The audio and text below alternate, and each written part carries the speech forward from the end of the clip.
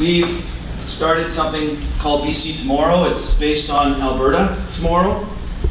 And I'm going to tell you a story, share some student testimonials, then show you what it looks like, take a risk there, and what our plans are going forward.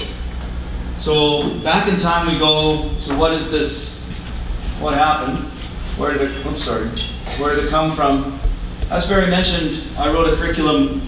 I'm an earth science person, and I wondered why I wasn't teaching about the shoe swap, because it's right here. I had this huge resource at my fingertips, so I wrote a curriculum based on the sustainability of the shoe swap. That article there brought Barry and I together, and we quickly realized that we were talking very similar language, and we agreed to work together to start BC Tomorrow. And we've made some presentations. And we've been at this for a while. My wife often, we started in 2014? Yeah. My wife says, yeah, okay, it might be BC Tomorrow, but it's divorce today. So, yeah, let's keep it real, she said. And then we started. And we started to build this thing. And we got lots of sponsorships. And Alberta Tomorrow primarily, they gifted us the operating template. It's very successful. The education platform. And we started to raise money. TELUS, Thompson Okanagan Board, our shoe swap naturalists, Rotary, RBC Blue Water, and then through the 1% for the planet, Barry's CE Analytic and IEG, Justin's IEG, and they're on our board of directors. And in fact, this is the first time I met Justin and Dave and Barry. And as I get better or more, I get more experience with this, I'm actually feeling stronger with the support as we go forward. And so we began. And how we began was we ran mini pilots, and Barry's suggestion was we just got to do something. And so we're trying, and we failed, but we failed going forward. And so what I want to draw your attention to is the hockey players and what the kids noticed. And there's themes that are going to come out here. You may recognize this fellow, you may not, but he would be in the category of the school's not really my thing at times. When am I going to use this? Or those common comments. But then he got into using this tool. And so these mini pilots, what we did was we developed our own videos and learning templates and draft lesson things. And then we used Alberta Tomorrow Simulator. The principles are the same. And so listen to this young guy. When you're talking about one thing, if you look at one thing, and it's like one project to build a hockey rink in the middle of a marsh, like that one thing, it's okay. But if you look at everything we're doing, like all the roads and all the ditches we have to make and the dam that we have to make, like we look at all of that, it's really affecting everything on a large scale, not just that small scale thing. It's the hockey rink. So the connectedness part, they got to see it. And then the second one, the girls followed up on that same theme. And let's see what they have to say. The like significance of one thing affecting another. When you look at like ecosystems like this, like one little change can have a mass effect on how everything comes together. So if I learn about watersheds, I learn about the glaciers that created the mountains, so everything would flow together. And the lakes, I learn how long it takes for them to flip over, or how the farming will affect our water systems. It is really hard to get the wetlands back at first, and it takes you can't just have the wetlands, you need the other areas like forests and stuff in order to sustain it. And when it gets sustained, not only does it bring your fish habitat back, it also brought my grizzly bear habitat back. So I work in the schools, and one of the key moments in the history of this project was when I went to watch it in Alberta. And I sat back, and the person who runs it in Alberta is Jennifer Jansen. And I was in her classroom watching with some grade 4 or 5 students. And they were running through the program, they were running through the simulator, and they stopped the teacher stopped at a year, and this little guy from the local First Nation put his hand up and said, and that's when we signed a treaty. And I don't know what he said right after, it was something to the effect of, and let's see what happens after. And sure enough, the land changed. And at that moment I thought, I am bringing this thing to British Columbia because there's a lot of power here. And And so we kept going. So maybe I can go back to the slideshow. And so we kept going. Those are our mini pilots, and we got to, we were able to share with others how this thing can work and how much the power and the interconnectedness. And so we started to develop our own simulator, a BC version. So I wanted to run Alberta, instead of running Alberta's, we want to have our own BC focused version. So we kept fundraising, and the Real Estate Foundation has been extremely supportive. Blue Geo started designing our infrastructure for our simulator. Our local Shuswap Community Foundation, we're connected really, really well, and there's lots and lots of support with ALCES, and Van City has been helping us as well. And we started to build our own. And I tried really hard in January this year to have our BC version with older kids teaching younger kids. Because my experience teaching students is powerful. What happens is the knowledge goes from these guys down to these guys, and then it pushes up. And I'm going to come back to this model again. Unfortunately, we didn't have our BC, we haven't got our BC version quite ready. I'm going to show you what it looks like in a little while. So we ran our last mini, I think, that's what the question mark's for, using Alberta's simulator, our teaching resources. And let's hear what these, and I'm going to play this one for about 3 minutes. And let's see if some of those themes come up again.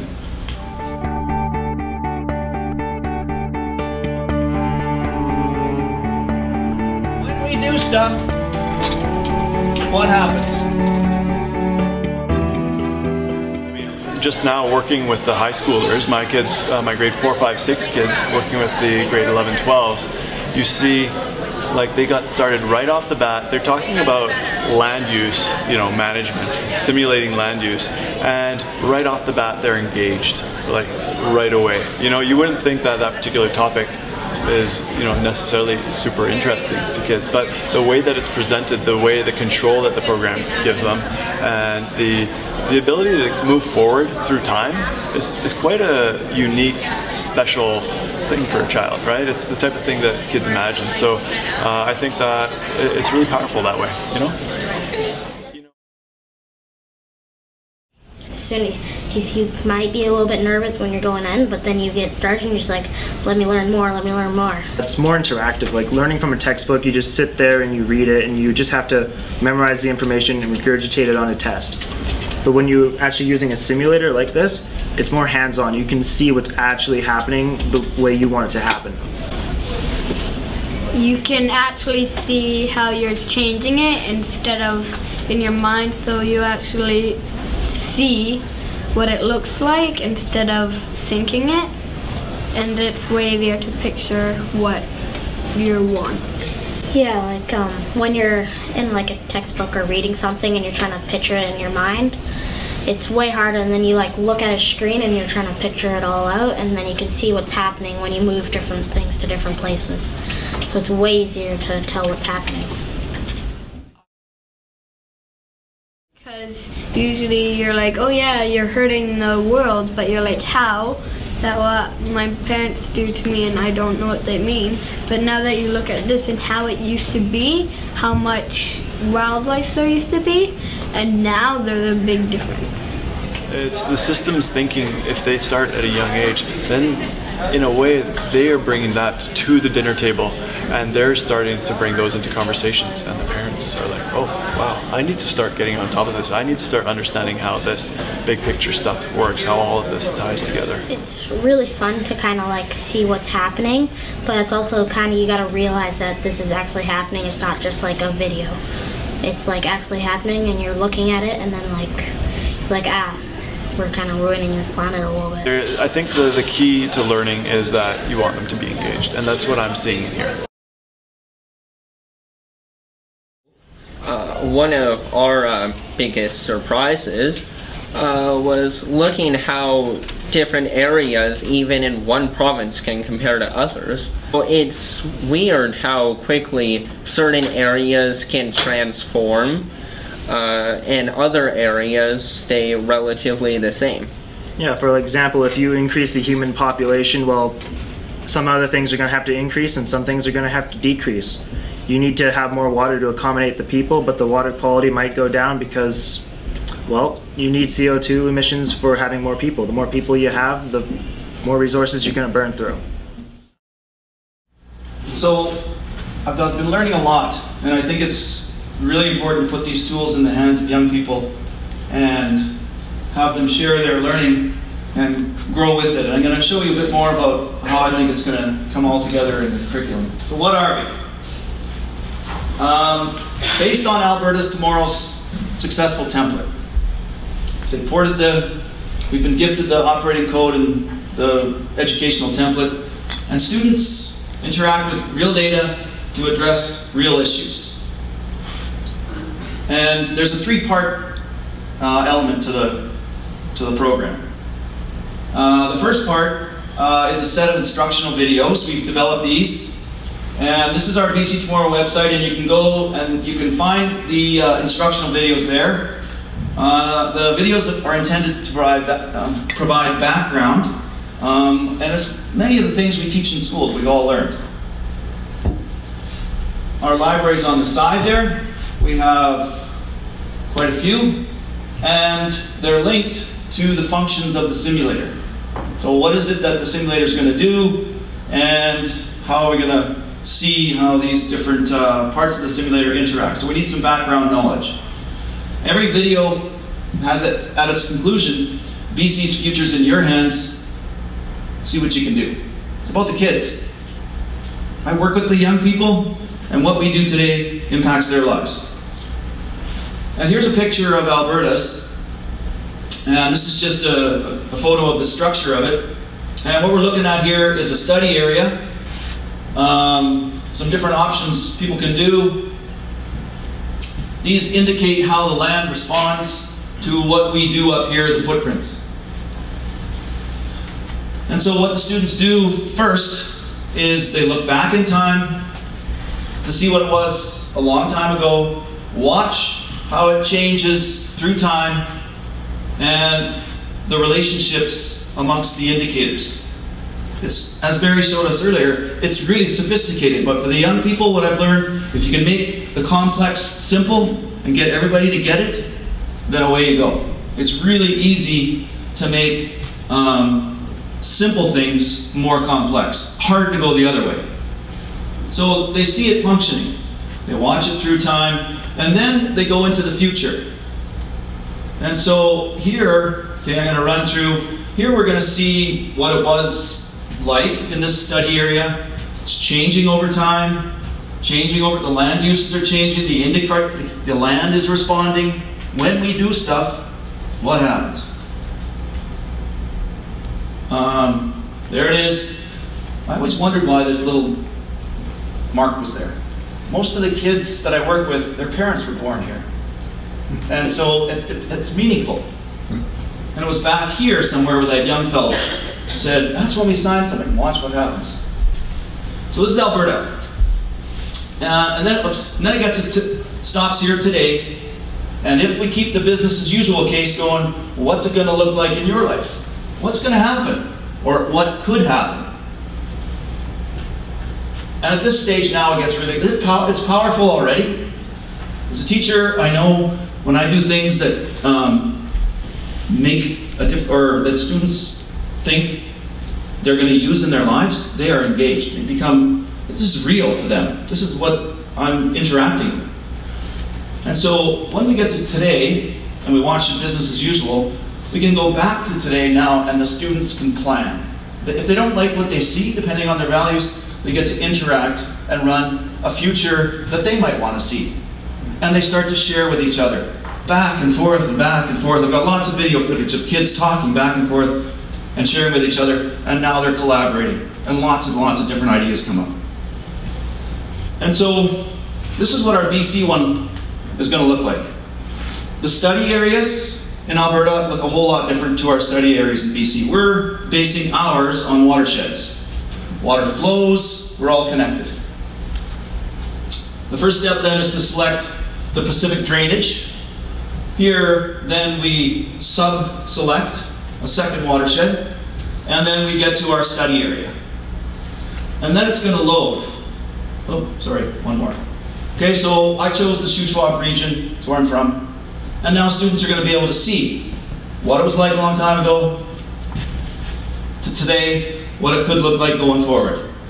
And if I want to make changes, how do I want to see that potentially happening? And so here's where I'm going to take a risk. I'm going to run this brand new, got it yesterday afternoon. Here we go. I'll try to describe it as best we can. Okay, so here we have the GIF. This person is working in our simulator. They're going to run some scenarios. Now we're going to choose the watersheds. Okay, use that process. Second order. Select. Third order.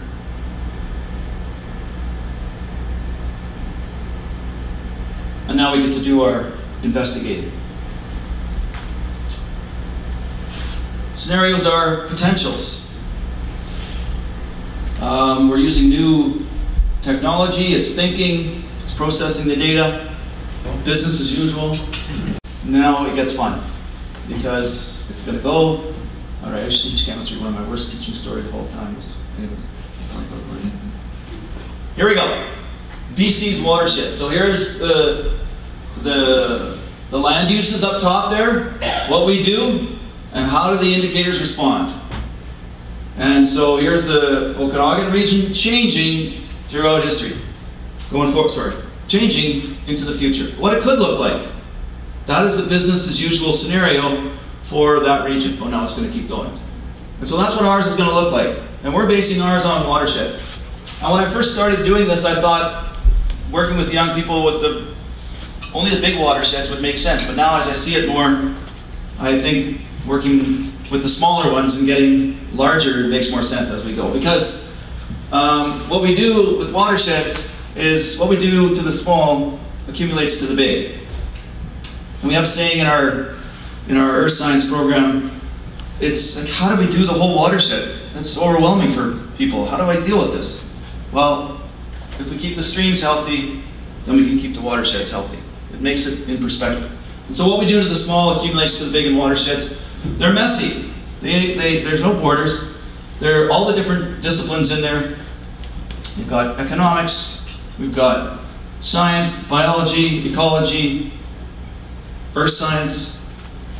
There's all kinds of values mixed in with this. It's a really, really good frame for a curriculum because it's holistic and integrated as we're talking. And that's part of the theme that the students in their video share, is that you can see how things interact.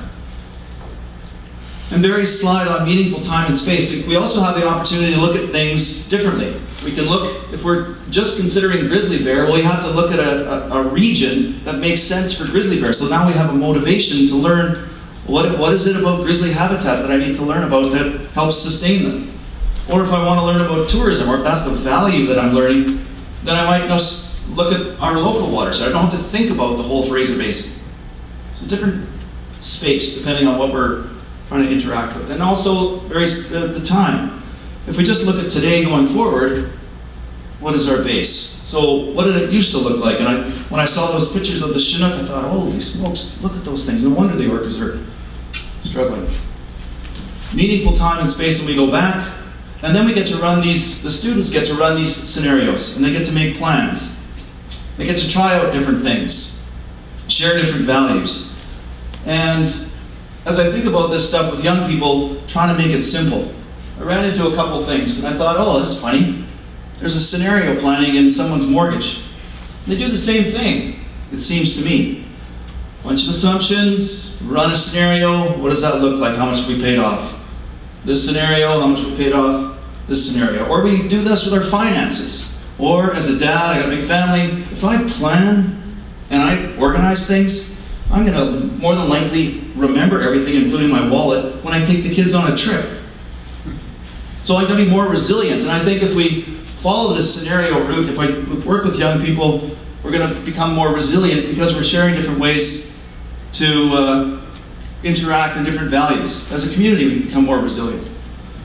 And I think we can do the same scenario idea with natural systems and watersheds. And working with Barry, I've learned a lot. Where we have a one versus the other. He talks about his experiences with lots and lots of great land use planning. And it seemed that it was either or.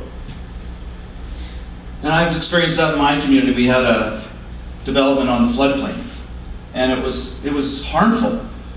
There was a proposal for a Walmart to go down in the floodplain. And it got to the point where some people were sharing, or I heard stories of people, I can't walk on the sidewalk if so-and-so is coming the other way. They're so angry at each other. I don't think it's healthy. Because I've seen, with Barry, innovation comes from collaboration. And so working with young people to work with this idea and share ideas is going to empower them. And instead of thinking of it as a one of the other, or one or the other, we can look at it as a balance and look at the different values, and students can plan to see what the balance is. And we might have to rethink how our expectations go. We can run those scenarios before we actually get there and plan. So part one is the videos, the background instruction. The driver, the engine, is the simulator itself. You run the simulations, you run the scenarios. Part three, a wise educator.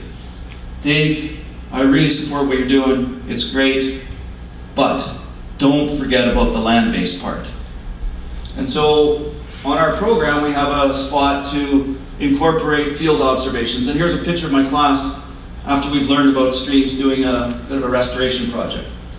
And so the third element is tying what's out there to the education, to the theory. So the reality and the theory go together. So now we've got the background, we've run our simulations, and we've got the reality. Let's make it real. And in schools, we do this a lot. I teach chemistry. Young people, we learn about matter is made of atoms. Atoms have different parts. Different parts have different charges. Chemical reactions happen. Dynamic equilibrium. Economics, monies, add and subtract. Economic systems, people in economics will go on to become an accountant. Engineering, the schools do well with this stuff, but I think we can improve how we do natural systems. And so there's a way to put this kind of thinking into the curriculum at different places so there's not fatigue. You know, oh, I'm doing this again. Different angles. What's a watershed at grade 2? Science. Wow, when we do something, does that happen? I can take the angle of being a stakeholder, CEO of a forest company, or water conservation society, or Fish and Wildlife, economic development officer. I can take a stakeholder, run my scenarios, try to plan it out best, and then present my side. And we as a community all have to buy in. Systems thinking here back on the science side. It's in the balance. Ooh, governments have it rough. They gotta please everybody, that's tough. Let me make it work. Up here in environment, grade 11, let's see what I can do. I gotta start making some plans, or I'm learning at watershed dynamics. Back up here at the grade 12 level, there's sophisticated understanding, and like I said, students teaching students drives the whole thing upwards. I've seen it happen. Share my older rugby kids teaching the younger kids, and away it goes. Made me have to think more. And up there at the top, that's great. What happens? That's it? I would argue there's more. There's a lot more. We do this, we push the triangle up. There's post-secondary options. Students are going to come with this a more holistic understanding. So let's go into post-secondary and see what we can do. I've seen an entrepreneurial side to it in my watershed course. Kids are like, there's good stories. One of my favorites got to be though, the guy with the hat on backwards. School's not his thing. Mr. Ramsey, I got it. I got this one. Oh yeah, what's your project? Well, I found these cigarettes. When you finish, put the butt on there, stamp them out. It doesn't break down. Oh, it's synthetic. Oh yes.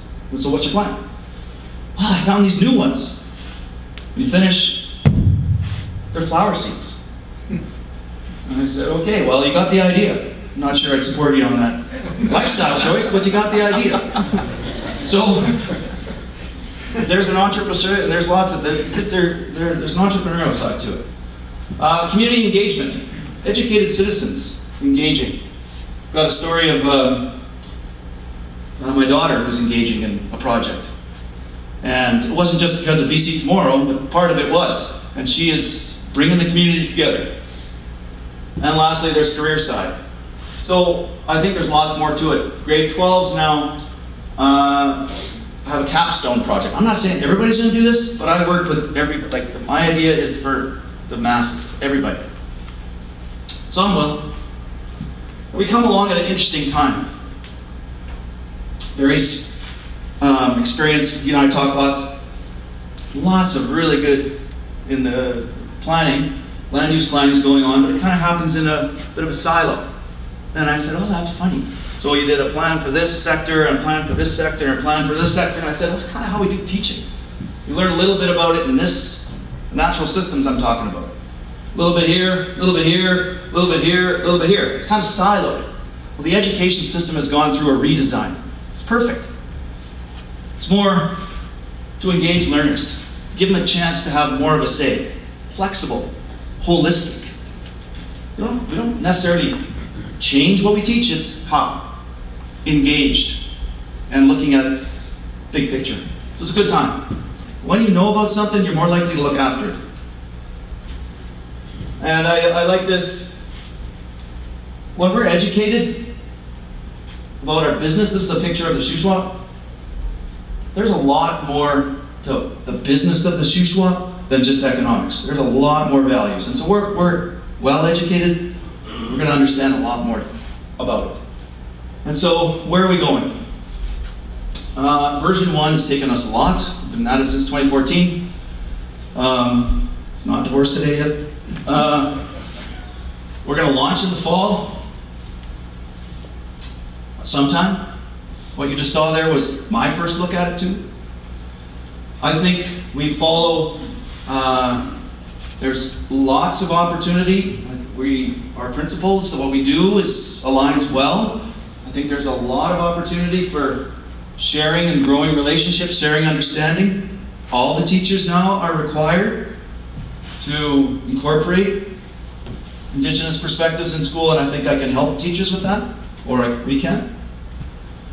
Climate change, we're working on that as well. And while we already have climate change indicators in our simulator, what we're wanting to try to do is make it more implicit. So students can use the levers to see for themselves how it may impact their community, and it gives them, what I've seen, it gives students context to take action. What am I going to do about it now? So our first version we're going to launch here in the fall, and then already version number 2 is in motion to include where we can these things. Lots of it. It's not about me, it's about the kids. I have a sense of responsibility. I feel with increased knowledge goes increased responsibility. And these guys, they're smart, they understand stuff. I know I work with them, they just lack experience. And so to provide that experience in a safe environment where they can test things and share, it's something that Barry and I have talked about. We share, it's instinctual for us to share our knowledge. And so that's a bit about BC Tomorrow, and let's see what we can do. Thank you very much.